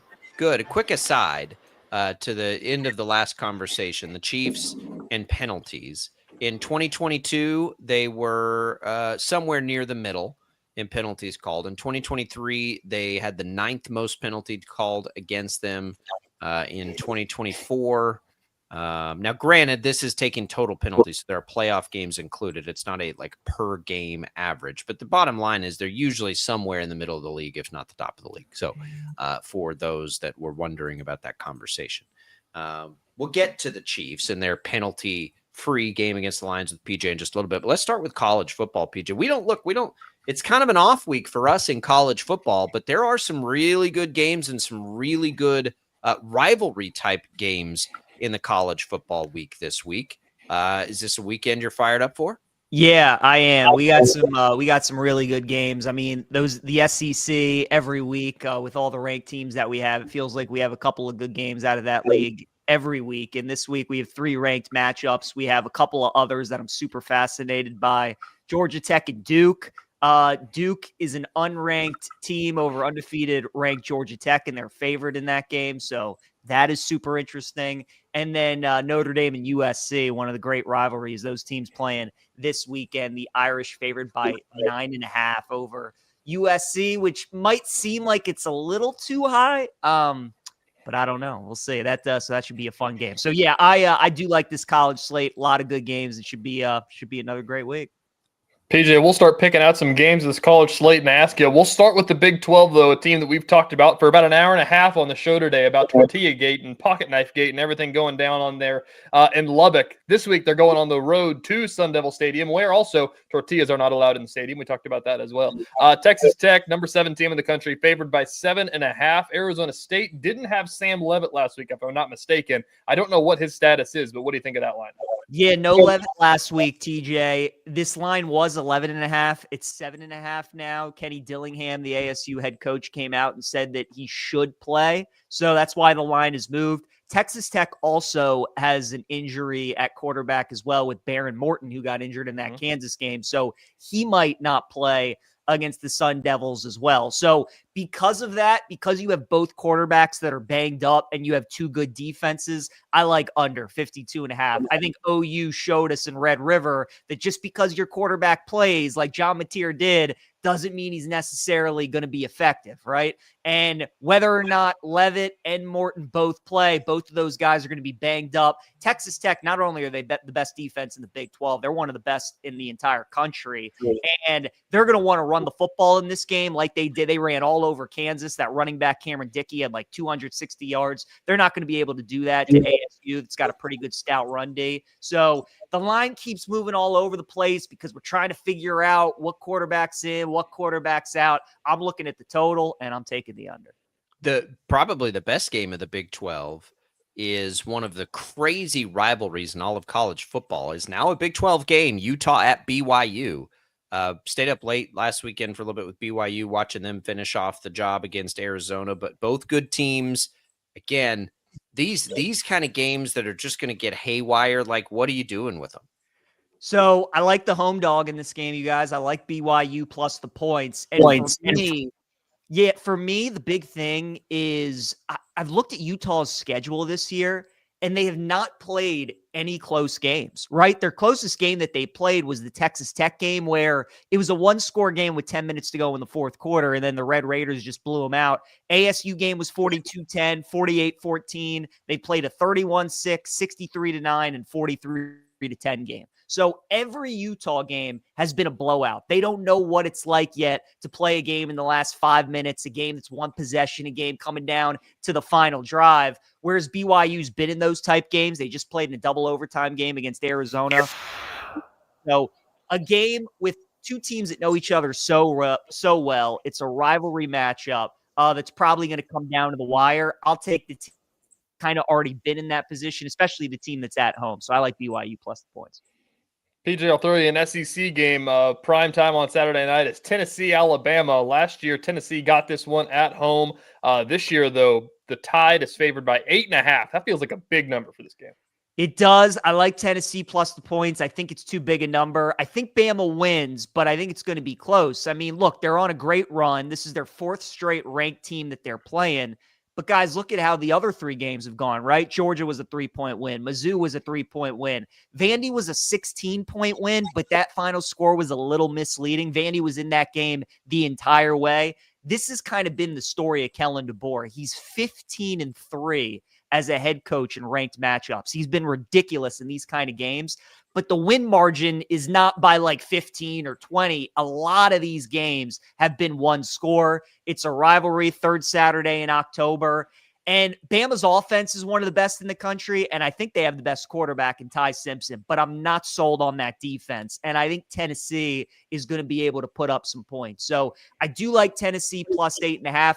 I'd also look at the first half over 29.5 as well. I think both teams with their scripted stuff, getting off to a good start, are going to be able to put some points up. And that's how Bama games have been going. First half's been really entertaining. Second half has been really slow. And you're starting to see, like the defense pick it up in those games. So first half over, Tennessee plus 8.5. I like both those plays. And then one top 10 matchup this week, Ole Miss at Georgia. Georgia, I'm seeing favored by 7.5 against the Rebels. Where are you at with that one? Yeah, I mean, look, top 10 matchup, right? You have an undefeated Ole Miss team, and they're getting 7.5. They're getting a key number. It feels like you're walking into a trap with that one with Ole Miss. So I'm not too high on this Rebels team. I think they're pretty good, but they don't even know 100% like who their quarterback is right now. Austin Simmons got hurt. Trinidad Chambliss took over. He's done a great job. And because they've continued to win and he beat LSU, he's kind of just the guy. But Kiffin won't officially say that he's their quarterback. So I think offensively, they have some things to figure out. Defensively, they're not as talented as they were last year. This is going to be their biggest test going up against Georgia's offense on the road. So Georgia in these kind of spots usually roll. Before the Bama game, they had won 33 straight at home. That's usually a place people go into and do not come out with the win, usually really struggle. I think we're going to see that again on Saturday. So I like Georgia minus 7.5. Man, PJ, I'm off work on Saturday. I think I may need to get like the crock pot out and just take this all in and everything like that. I can't wait. What are your favorite bets? You mentioned a couple. Yeah, so I think the Missouri-Auburn game, you guys, is maybe one of the most fascinating games of the year, especially from a betting standpoint. So it's going to be October 18th on Saturday. That'll be the first time Missouri hits the road this season. So it's a game that I've circled all year because here we are heading to week 8. Mizzou hasn't played a road game yet. The problem is with Auburn and psychologically where their team is at right now. For anybody that watched the Auburn-Georgia game, I think we all slowly saw Auburn's season flash before our eyes. They were up 10-0 in that game. They're getting ready to go up 17-0. They're on the doorstep, 1st and goal at the 1. Quarterback goes to QB sneak it, put the ball over the goal line, and Georgia forces a fumble. They go to review it. Should have been a touchdown. They stick with the fumble call. Georgia scores 20 unanswered, and they win the game 20-10. And I think if Penn State has shown us anything this season in college football, it doesn't matter how talented you are. It doesn't matter what kind of spot you're in or what kind of team you're playing. When your team is just demoralized and they have nothing left and they just feel like their season is over, you got to fade that team. So I like Missouri on the money line against Auburn. I also like Mississippi State plus the points against Florida as well, you guys. Gators have played 4 straight top 10 teams. They've played Miami, LSU, Texas, and A&M. 4 straight weeks in a row. They've had to get up for the top teams in the country. Now they're home as a 9.5-point favorite against Mississippi State, who's off a bye week, by the way, and has been pretty good this year as an underdog. So I'd look to fade Florida. I like Mississippi State. All right, PJ, let's go to Thursday Night Football as we switch gears to the NFL. Rivalry game here. We didn't know what Joe Flacco would give the Bengals, but he gave them a little bit last week, I think. The Bengals 5.5-point home dogs. The Aaron Rodgers Steelers have, I don't think Steelers fans could have hoped for a much better start. Where are you leaning with Thursday Night Football? It's actually one of my favorite games of the week. I love the Bengals, and I like them on the money line as well. I think they're going to win the game tonight. This line, you guys, makes no sense, especially from a value standpoint, right? So they're telling us that the Steelers are 5.5-point favorites on the road in Cincinnati, which means if you flipped this game and the Bengals were playing in Pittsburgh tonight, this line would be like 7.5, 8, right? Well, we just saw the Steelers play the Browns on Sunday, and they were a 6-point favorite in that game. If the Steelers were 6-point favorites against the Browns at home, how could they possibly be nearly a 6-point favorite against Cincinnati on the road? That just makes no sense. Also, keep in mind an underrated part of this handicap. Flacco got traded from Cleveland to Cincinnati on a Tuesday, so he got a chance to prepare for his next opponent Sunday, flying back from London Monday as well. Well, the team he was prepping for was Pittsburgh. So he's gotten a chance to kind of already look at this team a little bit on a short week where you wouldn't get your normal prep and you're going to have to kind of speed things up a little bit. Flacco's already gotten a look a little bit at the Steelers defense. So I think there's a lot of things going for Cincinnati tonight. Steelers, they're great as an underdog. They're great in tight spreads. Do we really want to lay 5.5 with them on the road in a divisional game? I think it's too many points. And because of that, I think you're getting a nice money line price at 2-1. So give me Bengals plus 5.5. Give me Bengals money line. I think they pull the upside. There we go. The Icy Hot Bowl tonight in Cincinnati. Everybody's looking forward to that one. We'll move on to the Chiefs game. They actually get the early window, the one of 2 they get this year. Favored by 11.5 against the Raiders. We've seen, I think it was 10.5 to open. We've seen 12.5 at some spots. It feels like a big number, but you get Rashee Rice back this week. What's your thoughts on that? Yeah, I like Vegas plus the points. As you guys know, the Raiders always play KC tough in Arrowhead. They just always do. They might not win the game, but these games are usually close. And you guys tell me, right? I mean, where's been the game so far in the first 6 weeks where the Chiefs have been able to just like cruise, right? The game where they've been able to coast. They've played 3 primetime games. They had the Super Bowl rematch against Philly, opened the season in Brazil against the Chargers, and then you had the big 1-2 matchup against the Ravens, right? So every game they've kind of had to get up for. Every game has had their attention. To me, this feels like their game when the Bills played the Saints or when we saw the Colts against the Cardinals on Sunday. A game where they're not going to lose, but they're not going to cover. And we know Kansas City these past couple of years, they do a great job of these kind of games. They don't necessarily blow teams out, but they kind of step on the gas when they need to. You mentioned Rice is back, right? And obviously they want to get him integrated into the offense too. And Geno's been awful this season. So you do worry about him throwing 3 interceptions and turning the ball over and the Chiefs just blowing him out. I just don't see the motivation for the Chiefs to win this game by 2 scores. Their schedule's brutal. And this is really the first game where they just kind of look at it and they're like, we know we're going to win, but we don't need to win it by 24 points. Let's just win it by 7 and get out of there. So I think that's what's going to happen. I think it's too many. I like Kansas. Jacob, let me butt in here one quick. While we're on the Chiefs topic, we talked about this, and I'm curious your thoughts. We talked about Rashee Rice coming back. There's reports that he's going to go full go. Do you buy into the Rashee Rice this week when he's first back? You know, I'm not going to do anything with him in the prop market. It's just, you know, I mean, the coaches can say one thing and then another thing happens. Plus, in this kind of game, you always have blowout potential when you have an NFL team favored by double digits. So I'm staying away. They got a nice thing going right now with their offense, and Worthy is the number 1, right? So it's going to be interesting how they kind of integrate Rice in and make this offense work. But as far as him with like props or anything, I'm totally staying away. I just kind of want to wait and see it the first couple weeks. Yeah, man, it's hard. They also love the revenge factor in Kansas City. They may be missing their left tackle too. Something to watch there. As we go through it, PJ, I'll tell you one I like is I'm just like, I'm in mega fade the Jaguars mode. I don't know about you, but the Rams, you know, it's a 3-point line. I know it's across the country.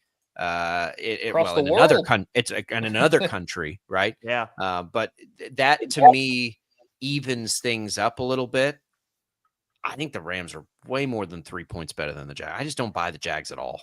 I'm with you. I haven't bet the game yet. It would be LA or pass for me. It's kind of the same handicap as the Seahawks game last week, you guys. I told you in the Seattle game, I felt like we were getting the better coach, the better quarterback, the better defense in a pick 'em. The Seahawks take care of business. Well, I know we're getting all 3 of those things in this game with the better coach, quarterback, and defense. So you certainly got that going for the Rams. Now, the Puka injury is a big deal. You're talking about one of the best wideouts in football. That's true. If he doesn't go, that's going to be problematic. And also, I mean, the Jags make this trip to London every year, right? So when we're handicapping these London games, it's such a big, or these international games, these teams aren't used to it. When do they get out there? What's their routine like? I mean, the Jags have this down to a science. They do this every single year. So there are some things that go towards the Jags' favor, which is why I haven't bet the Rams yet, but it would either be Rams or pass for me. I mean, the Jags are due for regression because of how many turnovers they've forced, and it wouldn't surprise me at all if the Rams roll in this game. PJ, I'll ask you one more because it's kind of a weird line on Monday Night Football. Bucks are going to Detroit, and Detroit is favored by 5.5 after losing to the Chiefs this last week, and the Bucks are the top team in the NFC. How many points is Detroit getting for being at home, and what's up with that line? Yeah, I like the Lions this week, you guys. Dan Campbell, off of a straight-up loss, is 11-0 against the spread in his last 11 games, man. Like, this is the guy, this is the team that you want off of a loss. You talk about a bounce-back team, that's Detroit. And, you know, what was the big topic of conversation with the Lions-Chiefs game on Sunday? All the injuries that Detroit had in the secondary. Well, the Bucks are going to have 4th, 5th, and 6th string wide receivers out there too, right? Because all their guys are hurt. So where Kansas City could attack it with Mahomes and the receivers, Baker's playing out of his mind, but the receivers aren't going to be out there either. And I thought it was a great stat, you guys. Their win against San Francisco, they're 5-1. That was the first time this year Tampa has taken a kneel down to win the game, right? So, I mean, they've been winning all these games last second, last drive. They've had some lucky bounces. I mean, this is a team that's due for some regression here. And with Ibuka hurt now, I mean, Baker can only play hero for so long. They're running into a buzzsaw, a team that always bounces back after a loss. They're at home. I like Detroit. I'd lay the 5.5. Less than a minute left, PJ. Any other NFL bets we can't miss this weekend? Yeah, we'll stay with Monday night, fellas. I like the Texans +3 as well against the Seahawks. Very similar feels to that Commanders-Bears game that we just had. Bears were a team that won 2 straight going into the bye, and then they go on the road and they go up against the Commanders team. They're an underdog in that game, and they find a way to win. Houston, 2 straight wins going into the bye. They're going on the road. You have 2 great defensive teams. And the Texans have guys, Stingley. They have corners that they can put on JSN to neutralize that passing game. And I told you guys last week, Seattle is a team I love betting on the road, and I love fading at home. And we're getting them at home this week, so I'm going to fade them. Give me Houston plus the 3. I think there's a good chance the Texans win that game. I love it. PJ Glasser. PJ's gonna make us stay. See him make us stay up at Monday night after dark. No, now we got to stay up late. At least you guys are Central. I'm Eastern. I mean, they are killing me with that start. Ridiculous. Follow along with PJ on X, our betting insider. PJ, we appreciate it. We'll talk next week. Good seeing you guys. Have a good one. Up next, Tim Fitzgerald. Don't go away.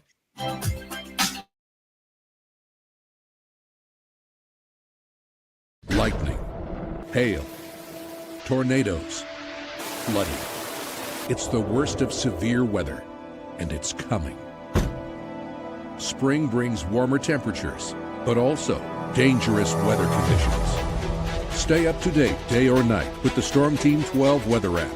You'll get accurate forecasts, so you can plan ahead and stay safe, no matter the weather. Download the Storm Team 12 weather app, brought to you by Stutzman's Greenhouse. The future of television has arrived. Next Gen TV is here with stunning video, movie theater quality sound, enhanced voice clarity, and interactive features, all upgradable for the future. Learn more at watchnextgentv.com.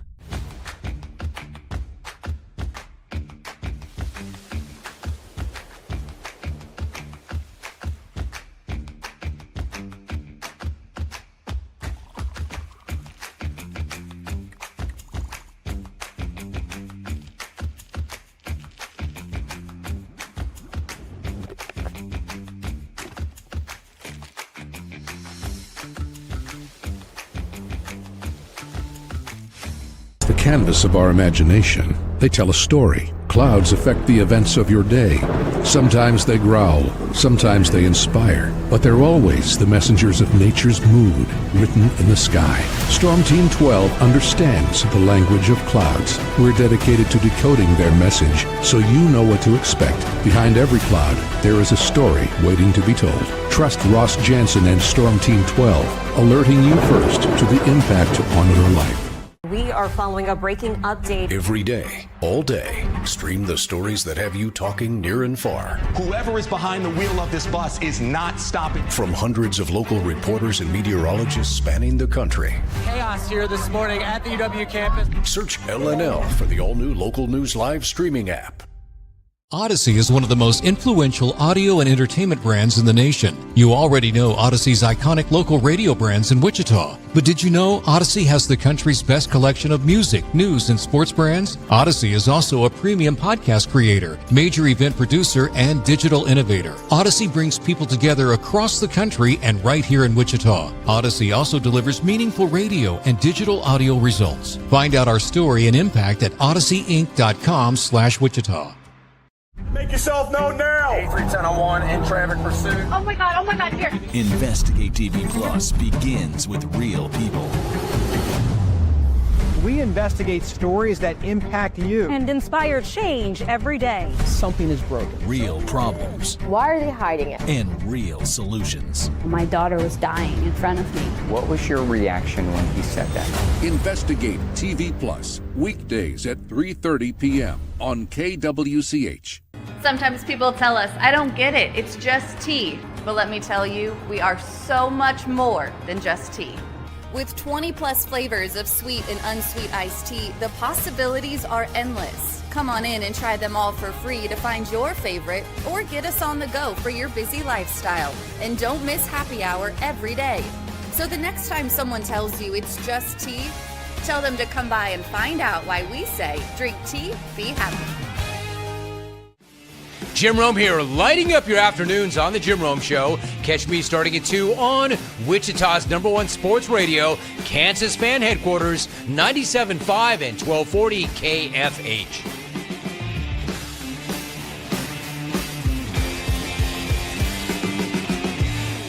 Mornings are busy. We're here to make your mornings better. We report the stories that affect you. 3 more More hospitalized from contaminated apple juice just a day after the FDA issued a recall. We're here to make your mornings better. Closing east and westbound lanes of K96 for repairs. With 12 News, you're prepared for your whole day. Scattered thunderstorms across the state into the afternoon. Stay a step ahead with 12 News this morning on KWCH and KSEW.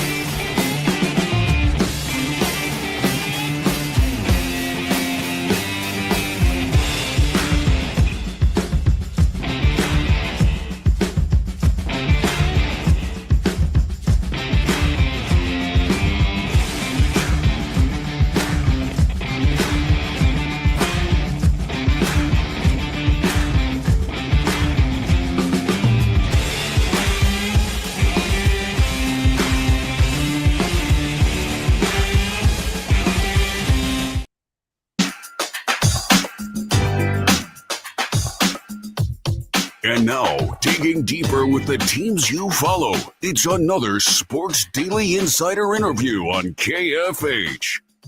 And welcome back in, everybody, here to Sports Daily. That insider now joining us. GoPowerCat.com's Tim Fitzgerald. Fitz, happy Thursday to you. Happy bye week of sorts. I know it's not really a bye week because everyone's trying to get ready for basketball, but how are you this morning? I'm good. I'm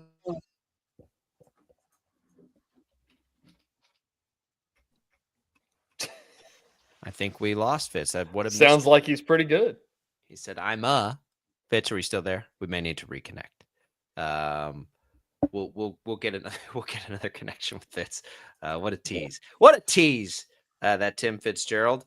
Do you think that sentence was going to say, I'm good. I'm heading to the grocery store to go buy some tortillas? Yeah, like that's a perfect Seinfeld line.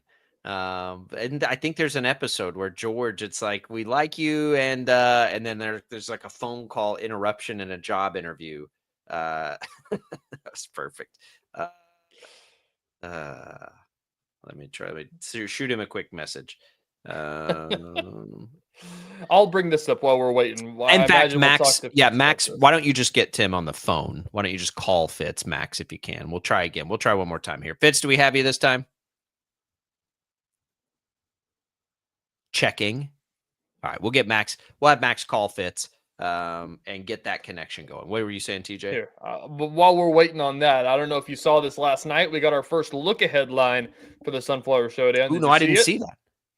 KU -2.5. Okay. What did we guess it was going to be?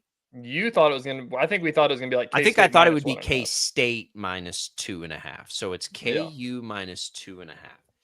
I would bet you that as the week goes on, if Dylan Edwards plays, I'll bet that moves closer to a pick'em. But it's an interesting starting point. I'm pretty surprised by that. I know Vegas has loved K-State all year. I was really surprised that they weren't favored in this one either, because they don't pay a lot of love to KU. No, and it's not like they would have seen something right in Lubbock that made that any different. Boy, that does surprise me. I'm trying to think of where that would come from. I guess just being at home. I think it's just being at home and not trusting. There's probably something to the fact that K-State had a couple of defensive touchdowns in the game, and how repeatable is that? That could have something to do with it down in there as well. Max, do we have Fitz? Fitz, do we have Fitz? All right. Swing and a miss. Yeah. Fitz, go back to bed. No, it's here we go. It's live radio, everybody. Sorry. We're having to try to solve the problem and troubleshoot it on the air. Okay, so 2.5. So Jalen Daniels line at home. 2.5. Where would your gut lean right now if you had to make the pick today? Oh, I don't want to do that. I mean, I think that if it was a pick 'em, I was gonna pick KU, and I feel like I want to lean towards KU, and but I don't know. I think that K-State's gonna find a way to win this game. I'd lean K-State.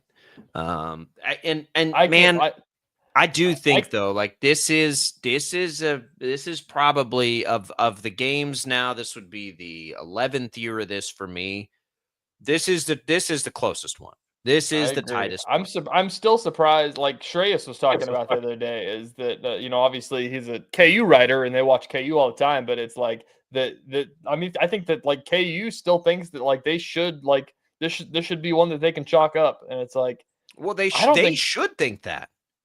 Yeah, they should. I mean, I think KU as a team should. I think that like the KU beat, like KU writers, KU fans. Yeah, I think they should. I think they should too. And I'd be stressed out of my mind. Like I think that 3 weeks ago you could chalk it up and say, well, look how K-State's playing. You gotta think about the reason for that, and that's that K-State seems very vulnerable, and they are. I mean, they are. We've seen K-State lose to North Dakota.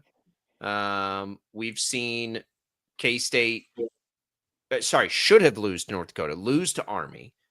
And they're like, they have major flaws, and KU, I will tell you, is better than I thought they did this year, because we just didn't know much about the roster. They have enough talented players offensively.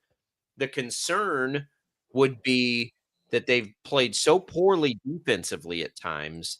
And if Dylan Edwards is there with Avery Johnson, like the chances of those two guys popping off huge plays throughout the game, I would say, is pretty high.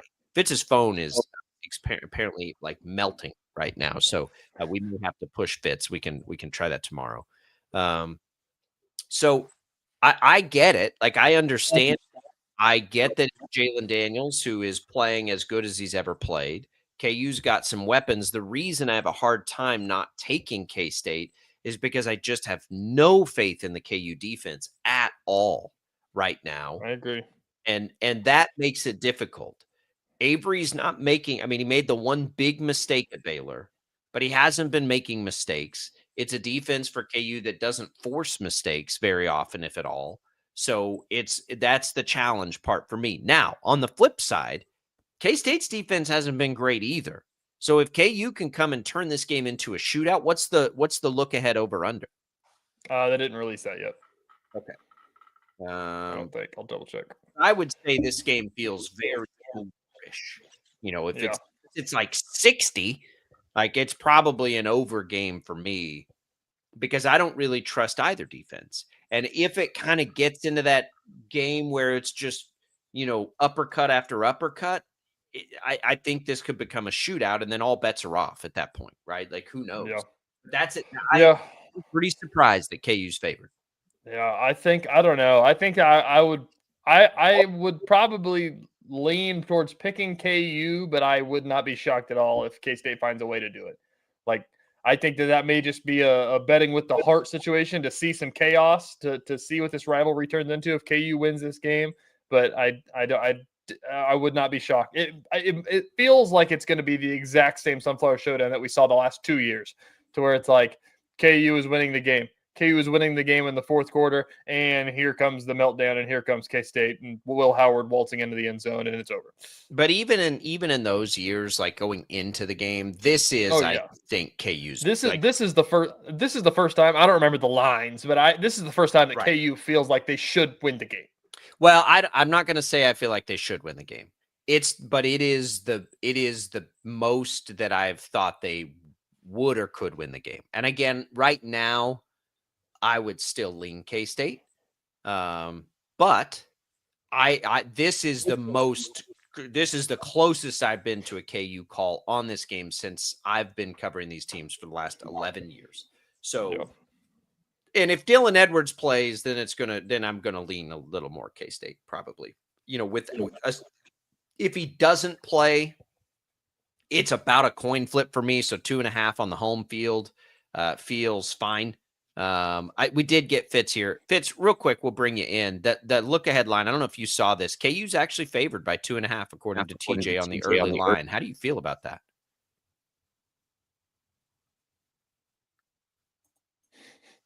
Swing and a miss. Swing Classic. and My fault. My bad. No, we got bad. okay. What do you think? Yeah, I think that's about right. I feel like this is a dead even game, and that's a home field advantage line, which I think KU will have a greater advantage this time because people are showing up to that stadium. It feels more like an intimidating environment from everything I've heard. So, yeah, I think these teams are really comparable, and their situations needing to win this game are really comparable. And Fitz, it's at 11 a.m. kickoff. We're not going to be working until 2 in the morning. It's going to be a good day next Saturday. Let's go back to this past week, though, against TCU. The defense showed up, 2 defensive touchdowns, 3 takeaways. Just what is the vibe walking away from that? How much did your confidence grow in this K-State team? Yeah, I was, it was their most complete game. It was far from perfect. I mean, the offense buttered for almost the entire first half. And I don't mean completely broke down. It moved the ball. They just couldn't sustain drives, which has been an issue. And then they seemed to find a way to do it. And maybe it was the defense scoring that took so much pressure off of them. And that they could just go do their thing. But I thought they found a groove a little bit, particularly with the running game. It wasn't an explosive running game. It was just 4 yards a pop, and it literally felt like 4 yards a carry, and they kept picking up first downs and possessing the ball, which is something they couldn't do at Baylor. It was complete. We'll see if it's what real quick, Fitz, because we want to ask you about the tortillas. Is Dylan Edwards going to play the Sunflower Showdown? Do we have any indication yet? I have no idea. And I think this will be pretty telling because his injury isn't that severe. So I think there might be more at play if he doesn't actually take the field this time. Fitz, we'll ask you about the tortilla gate, pocket knife gate, whatever you want to call it. Are you pro tortilla, Texas Tech? Are you annoyed by the tortillas? Just what's your thoughts on going down to Jones? If they're coming onto the field during play, yeah, you can't let anyone throw anything onto the field of play. But if they're just throwing them like before and after the game, they're tortillas. I mean, nobody's going to lose an eye. I don't know. I'm more offended by people who actually think they should pick them up and take a bite because don't. You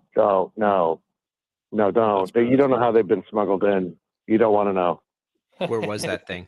Look, I think it's I think a very small percentage of Big 12 fans probably even knew about the tortillas before the Big 12 said you can't do it anymore. And it reminds me so much of Sandstorm.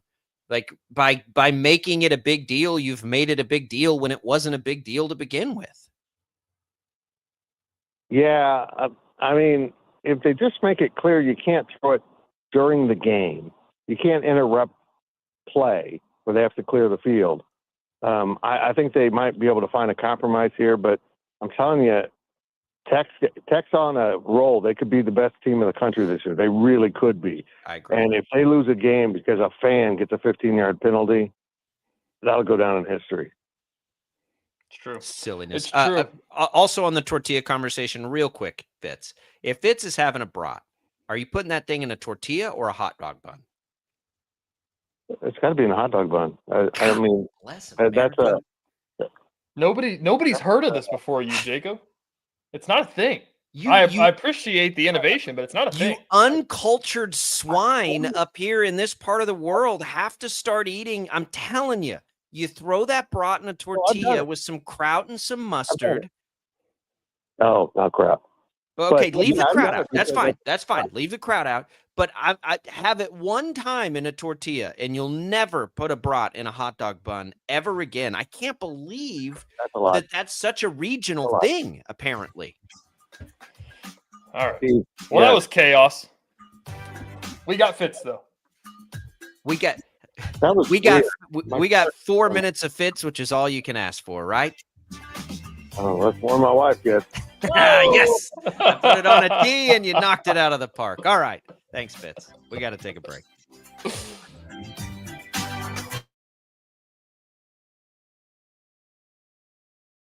Lightning, hail,